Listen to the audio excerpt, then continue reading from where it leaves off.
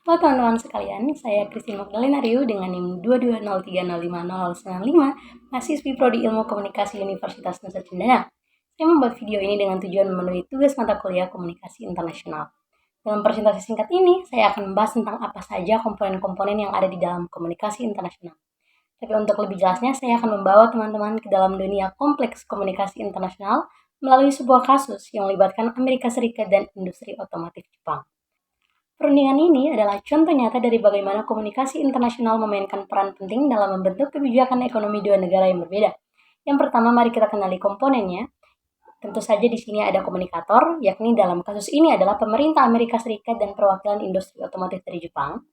Yang kedua, ada komunikan, dalam kasus ini adalah industri otomotif, pekerja, dan konsumen di Amerika Serikat dan Jepang yang akan terpengaruh oleh hasil perundingan ini. Selain itu, pasar global yang memantau perkembangan dalam industri otomotif. Nah, di dalam perundingan ini, mereka saling berkomunikasi melalui berbagai media, termasuk media berita, untuk menyampaikan pesan tentang tuntutan, perkembangan terbaru, dan juga dampak yang mungkin. Efek dari perjanjian perdagangan ini bisa sangat besar. Yang pertama, ada tarif impor, regulasi keselamatan kendaraan, dan akses pasar bagi produsen otomotif dari kedua negara dapat berubah.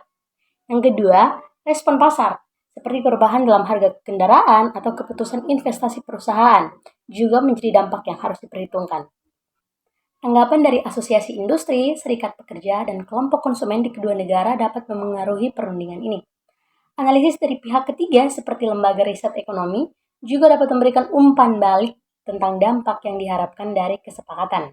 Baik teman-teman sekalian, dalam waktu kurang lebih 2 menit ini kita telah melihat bagaimana komponen-komponen komunikasi internasional yang di dalamnya ada komunikator, komunikan, media, efek, dan feedback terlibat dalam perundingan perdagangan yang berdampak besar antara Amerika Serikat dan juga industri otomotif Jepang.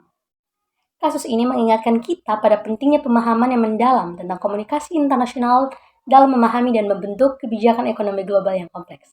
Terima kasih buat perhatiannya, semoga bermanfaat.